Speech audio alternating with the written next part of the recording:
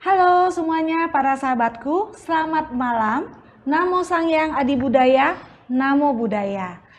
Kembali bersama saya Suyeni di acara Life and Nature bersama CD Channel, yang dimana setiap Jumat minggu pertama dan minggu ketiga jam 8 malam CD Channel selalu menampilkan informasi yang kekinian dan syarat dengan Dharma.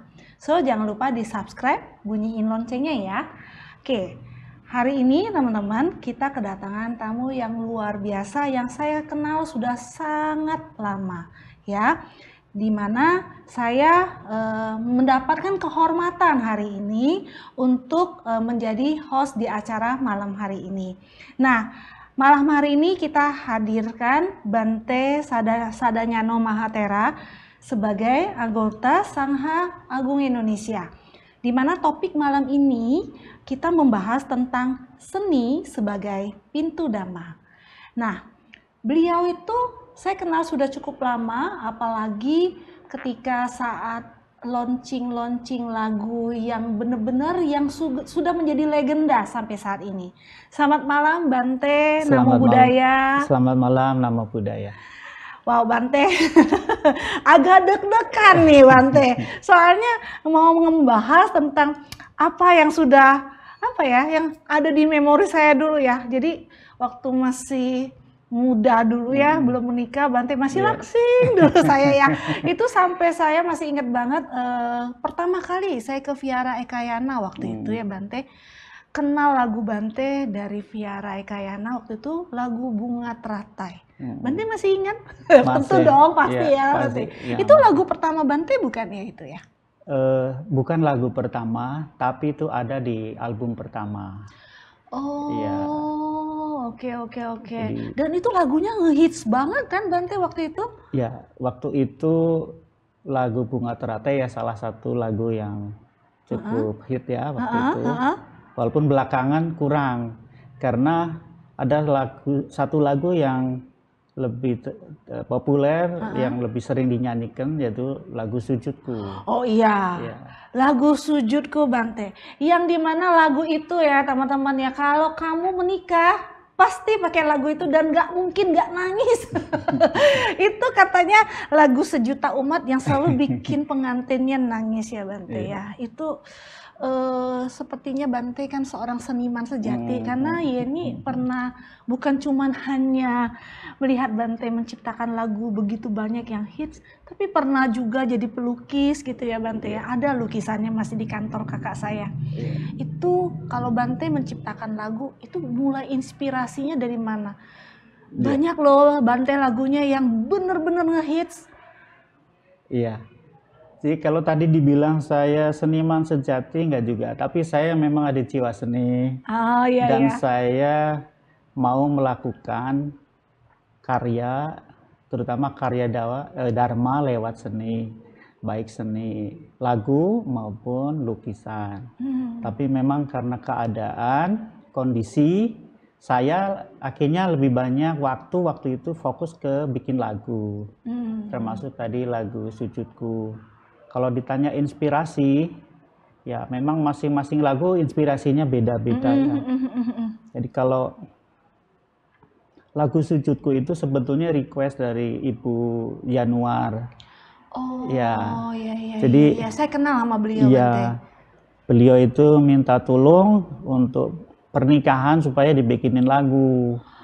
Iya, dulu kan beliau kan sebagai pandita pernikahan ya Bante ya. Jadi di Ekayana sering ada pernikahan, beliau sebagai pandita yang menikahkan. Nah, beliau request lagu ini, maksudnya bikinlah lagu untuk pengantin begitu.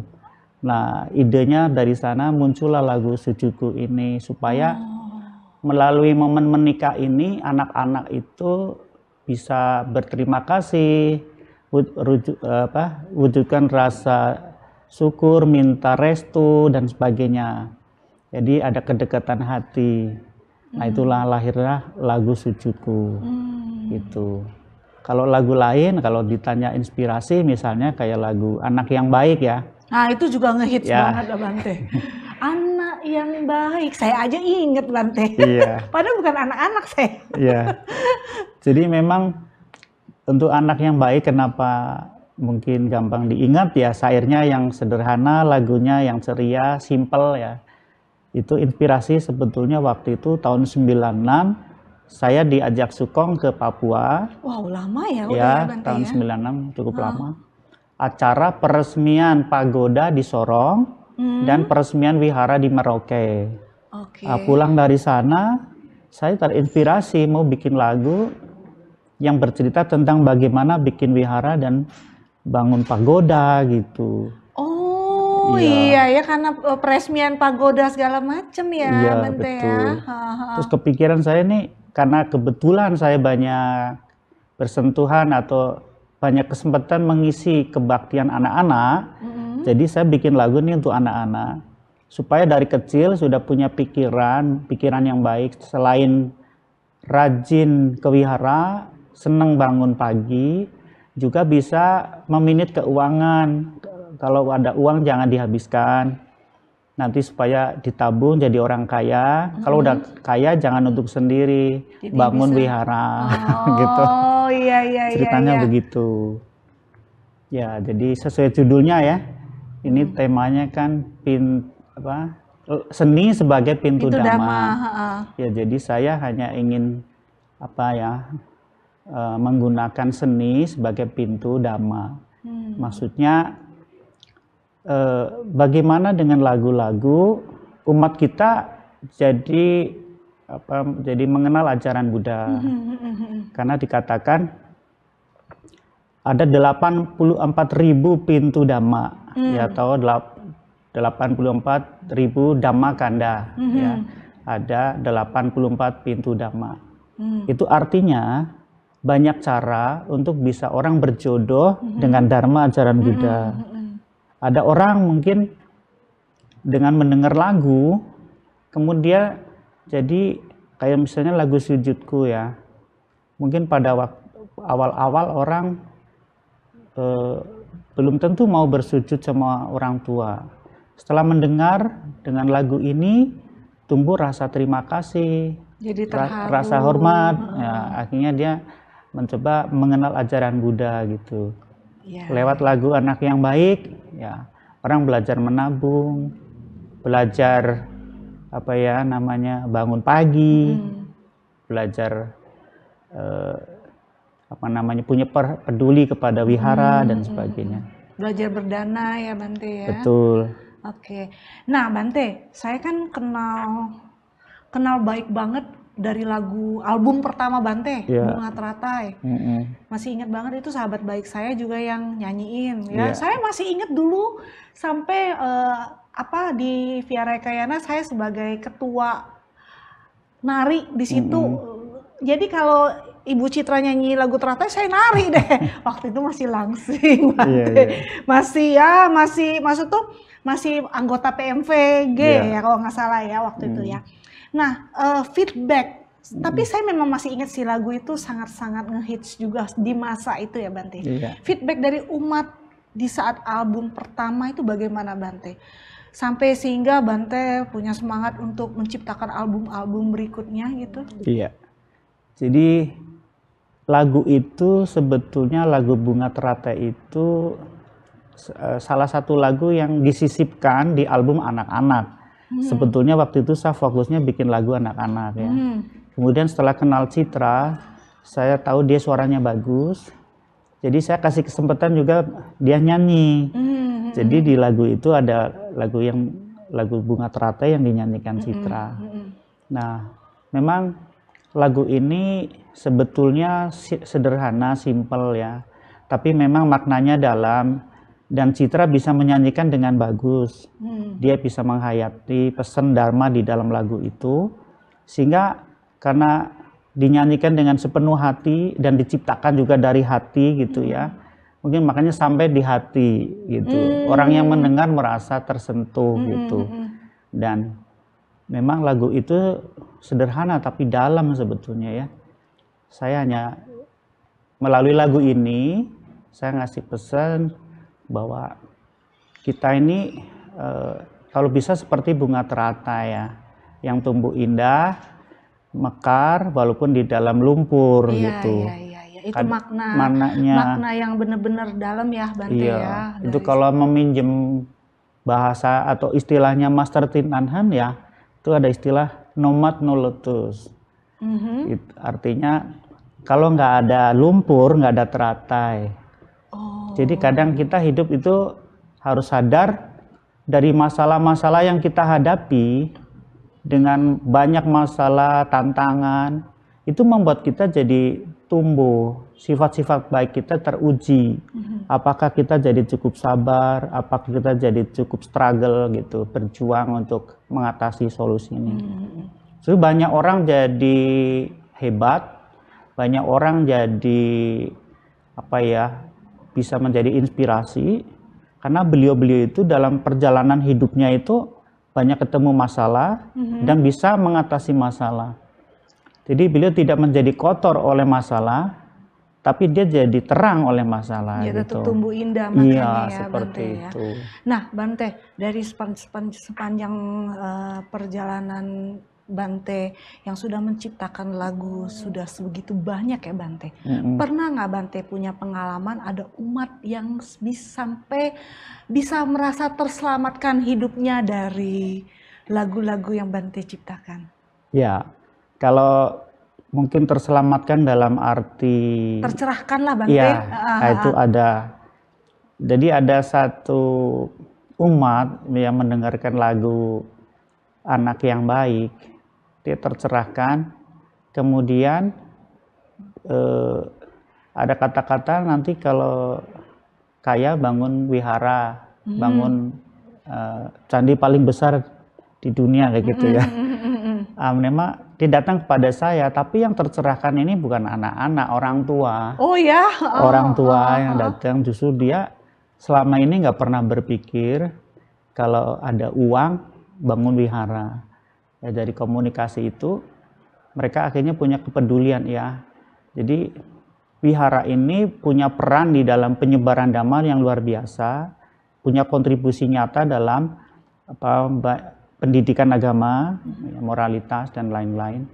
Jadi orang ini memang datang ngomong ke saya, jadi akhirnya bangun wihara dan dia bangun candi.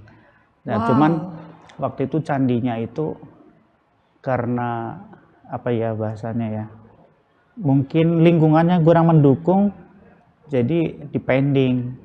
Cuma wiharanya yang masih jalan. Masih ada ya jalan ya.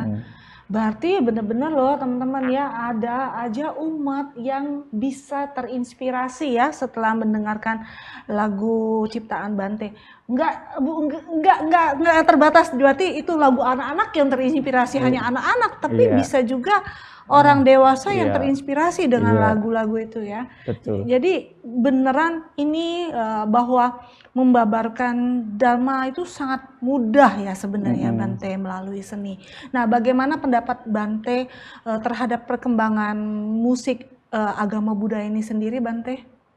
Ya, kalau secara musikal di era sekarang ini mungkin lagu-lagu Buddhis mungkin lebih modern ya, lebih kompleks, lebih variatif gitu. Dan memang mungkin karena sekarang ini pelaku seninya kan anak-anak muda yang punya idealisme tinggi ya. Seleranya memang beda gitu. Oh iya Bante. Seleranya beda. Tapi saya berangkat dari mula ya, saya menggunakan seni sebagai pintu dhamma. Jadi saya tidak menitik beratkan kepada musiknya. Tapi saya lebih ke pesan moral di syair lagunya. Iya. Dan saya berbeda dengan anak-anak sekarang. Anak sekarang mungkin bisa membuat lagu bagus, variatif, seninya tinggi gitu. Cuman kebanyakan yang bisa nyanyi yang mencipta atau yang menyanyikan.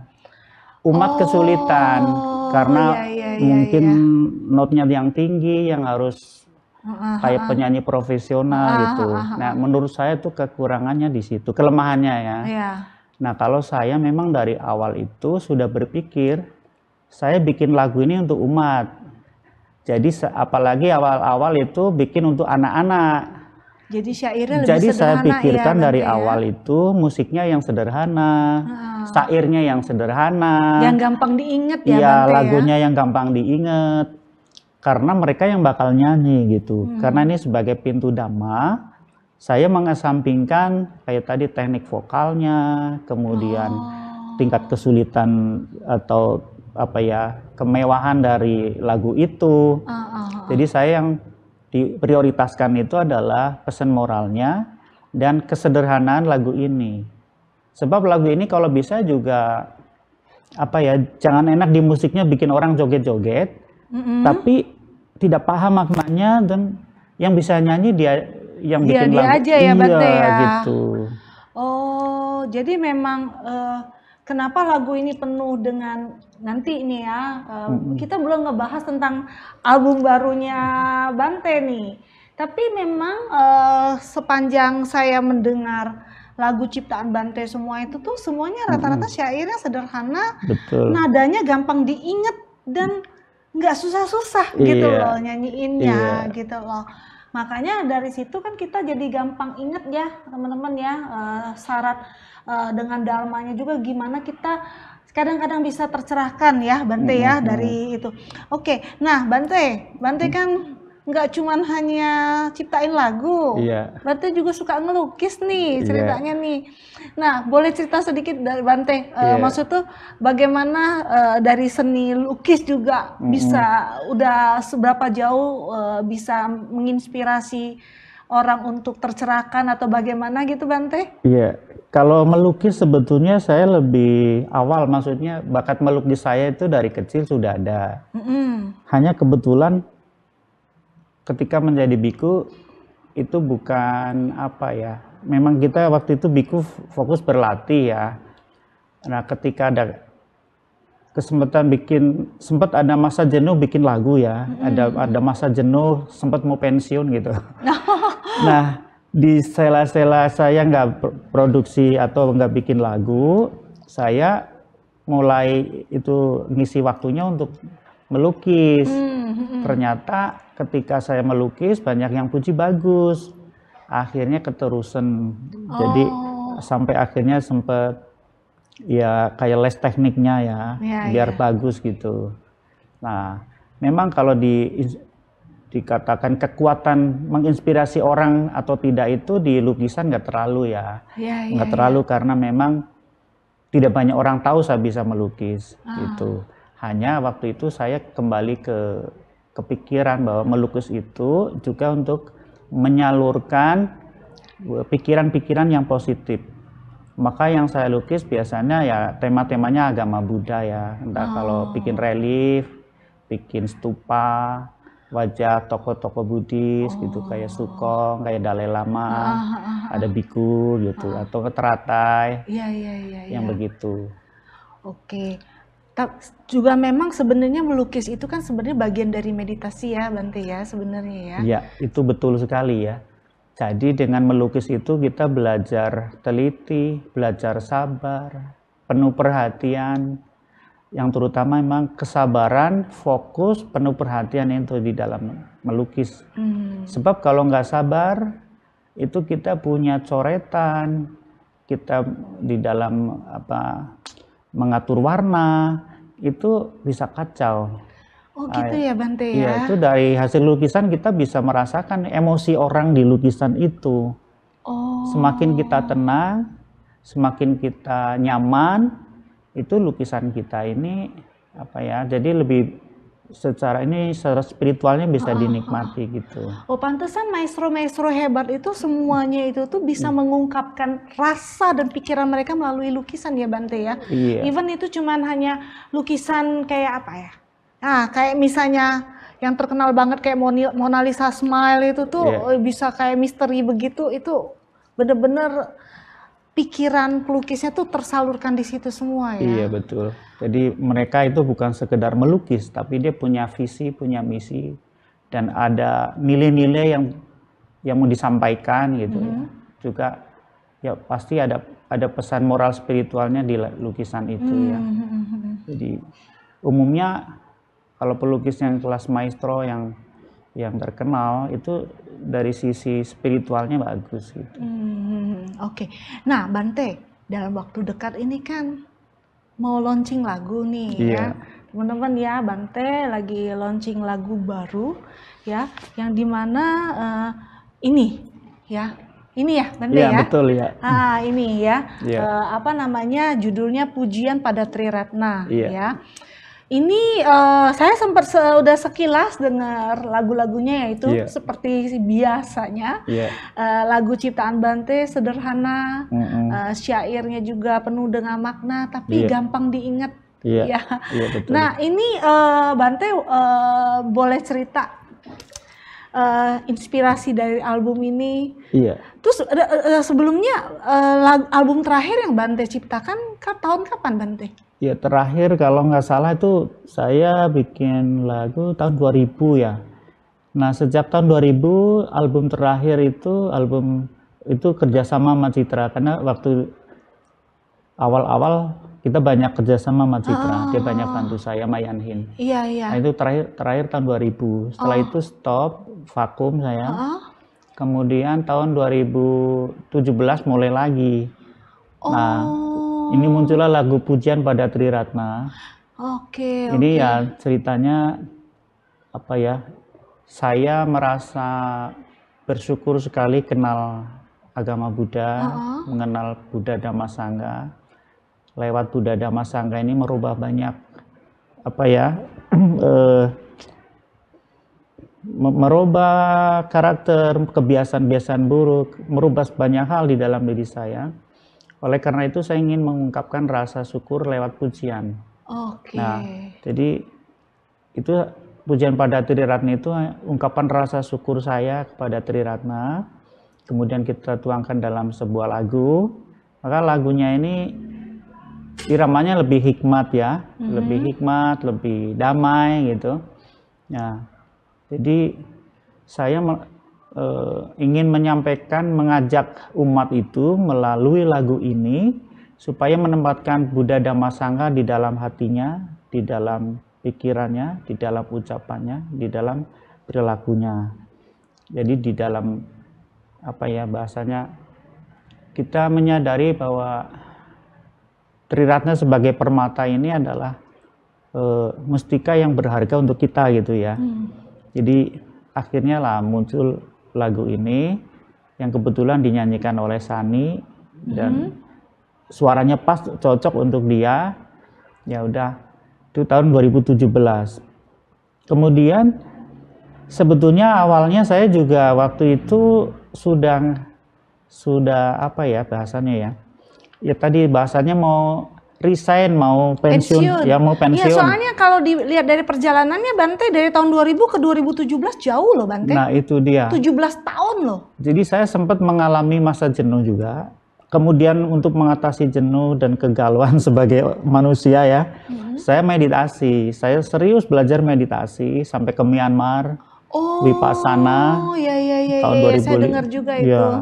Tahun 2005, tahun 2007 saya Vipassana betul-betul untuk menyelamatkan diri saya, menolong diri saya jadi biku yang bahagia gitu ceritanya.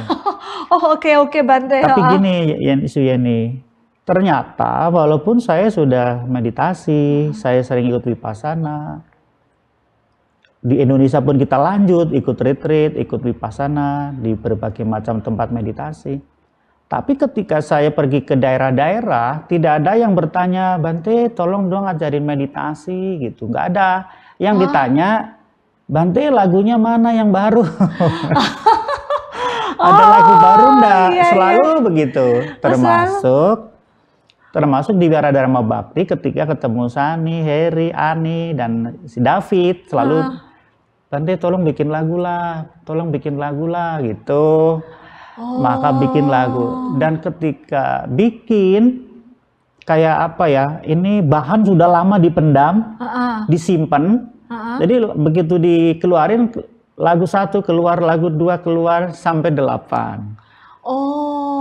Itu tahun 2017. Iya. Oh, jadi ini album ini prosesnya dari tahun 2017, Bante? Betul. Jadi ini dicipta tahun 2017. Sering dinyanyikan di Wihara Dharma Bhakti. Oh, lagu ini udah sering dinyanyikan. Sering dinyanyikan. Hanya David dan teman-teman ketika ingin menyanyikannya di tempat lain nggak berani karena ini belum di launching, belum diproduksi. Oh, oke. Tapi teman-teman dari wihara lain sudah banyak yang nunggu. Ceritanya gitu. Oh, oke. Akhirnya kita kepengen bikin album baru supaya teman-teman dari wihara lain bisa menyanyikan lagu ini. Iya. Tahun 2019 sebetulnya kita sudah putuskan untuk bikin produksi album ini. Begitu udah kita deal mau produksi, udah hubungin studio dan lain-lain, kena COVID. Oh iya, betul. 3 tahun ya berarti ya Bante ya, harus istirahat ya karena COVID ya. Betul, jadi pending 3 tahun dan tahun ini setelah Sincia bulan Februari kita putuskan untuk melanjutkan proyek pembuatan album ini. Jadi ini album ini mulai tahun ini habis Imlek ya Bante ya berarti ya? Iya. Oh oke. Wow, ini teman-teman perjalanan album ini panjang juga. Panjang, iya. Panjang loh. Dari 2017 ke sekarang aja udah bedanya udah 6 tahun. Iya, betul. Ya kan berarti mulai dari 2017 ke 2019 mau siap tapi ada COVID. Iya. Ini luar biasa Bante. Bener-bener ya. Jadi teman-teman jangan sampai nggak punya ya album ini ya, karena bagian dari kita membeli jangan main download aja ya. Bagian dari kita membeli itu membantu untuk melancarkan Buddha Dharma ya Bante ya, benar ya. Cuman itu bedanya ini album ini dirilis, di launching, justru kita nggak jual. Oh nggak jual Bante, jadi benar-benar dibagikan secara bebas gitu? Jadi kita bagi free, bebas, hanya seandainya ada orang merasa dapat manfaat mendengar lagu ini, boleh cetak. Kalau mau dana boleh, mau cetak boleh, cetak sendiri nggak lewat kita juga boleh. Oh wow, hebat loh, wow, luar biasa Bante, benar-benar ya. Ini teman-teman benar-benar jadi benar-benar sangat-sangat membuat kita terinspirasi ya untuk ini ya. Jadi perjalanan ini sudah, maksudnya tuh untuk lagu ini juga nggak main-main ya teman-teman ya, dan benar-benar dedikasi, didedikasikan ya Bante ya. Karena gini sih ini ya, saya potong. Kenapa kita free, kita nggak jual? Kita ngerti market kita di agama Buddha ya. Kita udah ngalamin, udah pengalaman, udah bikin 4 album. Misi kita kan sebetulnya hanya ingin menyediakan perbendaharaan lagu-lagu Buddhis. Sebetulnya kan itu yang ingin kita sampaikan. Kita bukan mau cari untung. Ditambah lagi market kita memang nggak besar. Akhirnya kalau kita jualan dengan market yang kecil, jatuhnya kita malah capek. Nah itu betul, capek, akhirnya kita nggak bahagia. Kita ingin kan happy nih. Jadi dari pengalaman itu kita udah mengerti nih, apalagi kayak kita nih produksi ini kan dana dari umat. Memang awalnya kita dari wihara ya, cuman setelah kemudian di dalam perjalanan banyak yang simpati, beberapa donatur banyak bantu, ditambah lagi nih yang produksi kayak tim kesenian Dharma Bakti, Sani, David, Hari, dan Ani ini semangat.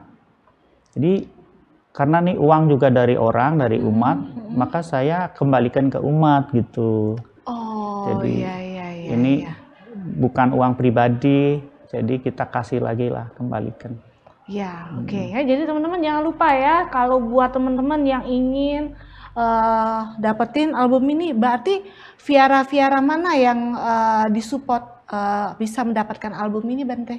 Sebetulnya secara khusus nggak ada. Siapapun yang kepengen dapat ini boleh hubungin nanti ke Wihara Dharma Bakti bisa, ke tim kesenian Sani dan kawan-kawan bisa.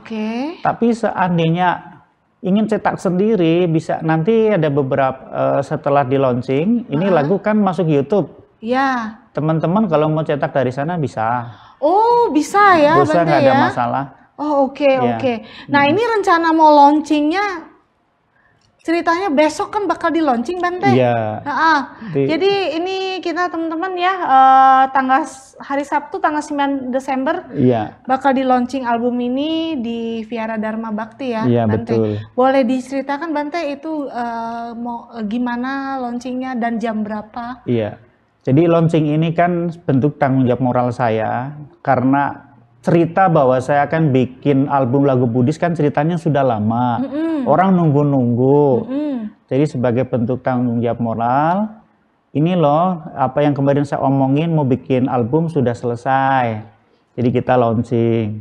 Jadi launching ini nanti intinya saya ingin berbagi album ini kepada pengurus-pengurus wihara yang ada di Jakarta ini.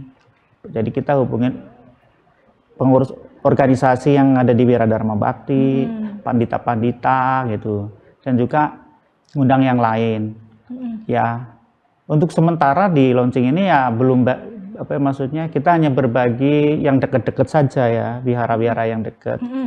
Ya kerjasama dengan MBI Pak Suyanto, nanti beliau yang mengkoordinir untuk membantu saya mengundang wihara-wihara, pandita-pandita gitu. Untuk bantu distribusi juga ya, Bante. Iya, untuk hadir, untuk dibagi aja, untuk menerima. Untuk menerima ya. Untuk menerima. Oke. Berarti itu acara launchingnya di Vihara Dharma Bhakti jam berapa, Bante? Oh ya, acara itu jam 7 mulai. Tapi sebelum jam 7, jam 6 disiapkan makanan yang takutnya belum sempat pulang kantor, dari kantor langsung ke wihara boleh gitu. Jam 7 mulai, kita rencanakan 1,5 jam selesai gitu. Oke. Jadi teman-teman yang nanti yang hari Sabtu ya, apalagi buat para jombloer, main ya ke Vihara Dharma Bhakti di Taman Duta Mas ya, Angke, Jakarta Barat ya. Itu pukul jam 6 deh ya, kumpul ya di Vihara, dan karena kita ada launching album lagu Buddhis karya dari Bante Sadanyano ya teman-teman ya. Jadi kita memberikan kontribusi dengan memberikan semangat dan membantu juga supaya bisa tersebar luas album ini, supaya orang yang dengar juga bisa tercerahkan ya. Nah Bante, tadi kan Bante ada cerita sepanjang dari tahun 2000 sampai tahun 2017, Bante mencari jati diri ceritanya, sampai ikut latihan meditasi, sampai ke Myanmar ya Bante ya, segala itu. Jadi Bante nggak cuman hanya fasih dalam kesenian, nggak cuma fasih dalam hal menciptakan lagu, tapi juga fasih juga dalam hal meditasi. Ya ini boleh cerita sedikit Bante tentang meditasi, terus apakah ada nih Bante lagu-lagu ciptaan Bante yang berhubungan dengan meditasi? Ada Bante? Ada ya. Jadi begini ya, saya tadi mengatakan seni sebagai pintu Dhamma ya.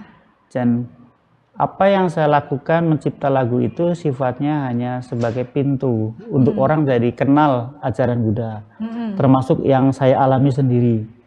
Tapi memang setelah kenal ajaran Buddha dari lagu-lagu, lantas kita banyak belajar agama Buddha ini, ketika kita berhenti hanya menyanyikan, tidak mempraktekkan, tidak menghayati, tentu kita nggak mengalami kemajuan. Karena ini hanya pintu saja yang harus kita mengerti ya. Lagu-lagu ini bukan untuk mengantarkan orang ke surga atau ke nirwana, bukan. Bukan berarti dengerin album ini Anda pasti ke surga, ke Sukawati, itu enggak ya Bante ya. Jadi dari awal saya sudah memahami bahwa ini hanya untuk membantu orang, mengantarkan orang mengenal agama Buddha. Setelah misalnya di agama Buddha diajarkan tentang meditasi, kayak saya bikin lagu judulnya Meditasi untuk anak-anak ya. Tiap hari bermeditasi untuk melatih konsentrasi dan seterusnya gitu. Ketika orang mengenal ini, tersentuh, termasuk saya sendiri, aku ngajarin lagu tentang meditasi, kok aku nggak meditasi gitu loh. Iya. Aku waktu lagi sedih, lagi gundah, lagi galau, akhirnya aku mencari bagaimana supaya saya tidak galau. Nah, lewat meditasi itulah akhirnya setelah vakum dari tahun 2000, saya serius mencari tempat, mencari guru untuk meditasi. Akhirnya saya merasa inilah yang saya cari di sini. Jadi sebetulnya yang saya cari adalah bagaimana bisa menyelamatkan diri sendiri, bagaimana ketika ada masalah kita bisa berlindung dengan dharma yang kita praktekkan itu, dan meditasi membantu. Nah, jadi saya bersyukur setelah kenal meditasi saya jadi tambah semangat. Jadi saya memahami perasaan saya, memahami sifat pikiran saya, memahami sifat jasmani saya, sehingga kita tahu sumber kebahagiaan, sumber penderitaan ada di dalam gitu, lewat meditasi itu. Nah, jadi situ saya merasa tambah yakin, tambah percaya diri, tambah happy. Yang saya cari selama ini jadi biku ada di sini gitu. Tentang kesederhanaan, tentang jangan banyak berpikir aneh-aneh, jangan banyak menghayal. Nah, itu kita temukan di meditasi. Nah, jadi saya waktu itu kenapa saya waktu itu juga malah meninggalkan lagu-lagu ini? Ya, karena saya menemukan kebahagiaan di meditasi. Tapi saya kembali tersadarkan lagi, hidup saya juga kan bukan untuk diri saya gitu. Oh iya, Bante. Akhirnya karena setiap ketemu umat yang ditanya bukan meditasinya, tapi lagunya. Oh, ternyata masih ada orang yang butuh saya lewat lagu. Oh, iya. Ada yang memang butuh saya ingin sharing meditasi ada. Ada yang melihat perubahan atau transformasi di dalam diri saya, mereka juga hanya lihat saya yang sekarang lebih tenang waktu itu ya. Orang sudah melihat dharma di dalam pertemuan itu, merasa terinspirasi, malah ikut meditasi gitu.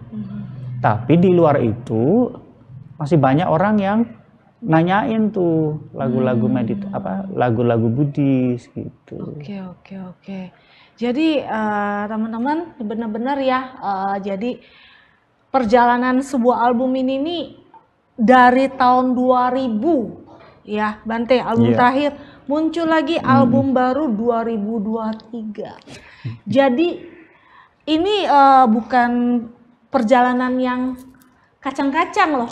Ya, benar ya Bante ya, benar-benar sebuah perjalanan spiritual yang panjang, Bante. Dan ini 23 juga tahun. Betul, perjalanan yang panjang penuh perjuangan.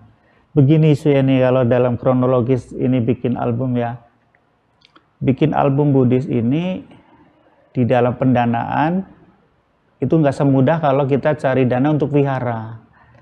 Oh iya, Bante, benar-benar. Kalau kita mau bikin wihara, cari dana gampang. Ini pengalaman saya ya. Iya. Bikin lagu, album, ini yang mau dana susah. cari dana untuk bikin album itu susah.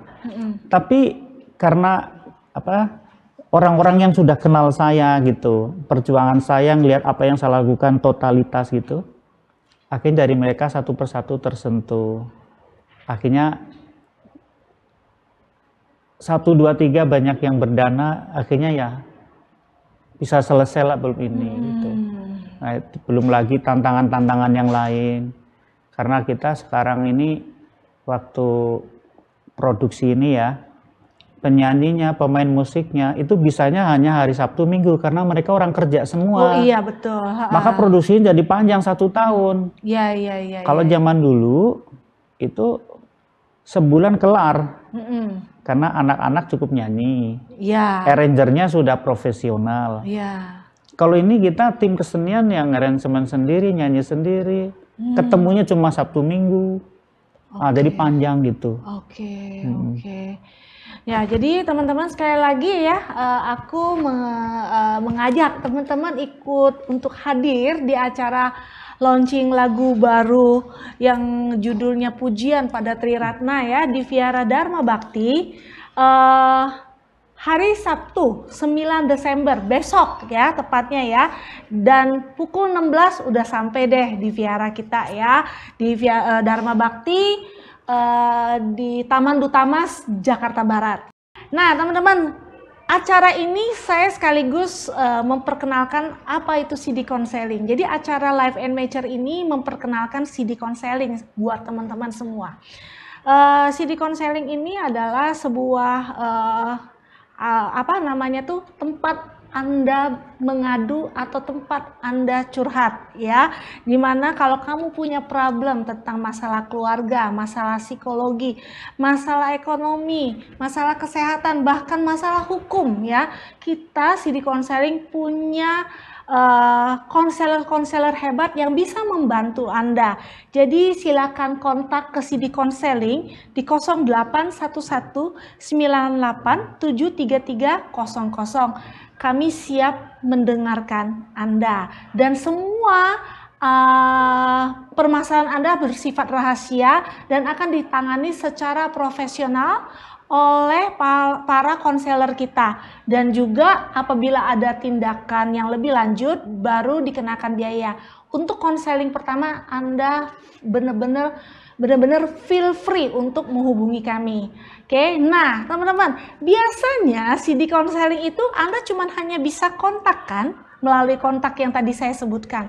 Tapi kali ini CD Counseling pun mempunyai acara secara offline loh teman-teman, ya, dimana acara ini tanggal 16 Desember di acara ini akan menambah networking Anda, upgrade knowledge Anda, juga free counseling, ya, karena para konselor kita udah siap di sana untuk membantu Anda, teman-teman, ya. Jadi di sini Anda boleh silakan daftar, kontak nomor telepon tadi, silakan daftarkan kehadiran Anda, karena acara itu acaranya namanya siap, ya. Itu nggak cuman hanya menerima konseling, tapi ada acara talk show juga, ada workshop juga, sampai juga ada acara bazar, pameran, bahkan fashion show pun ada, ya. Ada nyanyian, tarian, dan banyak lagi, ya teman-teman, ya. Catat waktunya, Sabtu 16 Desember tahun 2023, mulai dari pukul 8 pagi sampai jam 9 malam. Puas kan?